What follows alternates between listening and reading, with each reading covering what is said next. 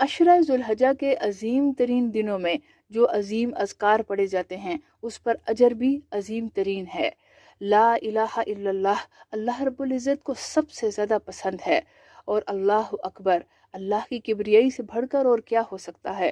رسول اللہ صلی اللہ علیہ وآلہ وسلم نے فرمایا، ما احل محل قط الا بشرا، کوئی تحلیل کہنے والا لا الہ الا اللہ نہیں کہتا مگر اسے بشارت دی جاتی ہے، ولا کبر مکبر قط الا بشرا، اور کوئی کبریائی بیان کرنے والا اللہ کی کبریائی نہیں بیان کرتا مگر اسے بشارت دی جاتی ہے۔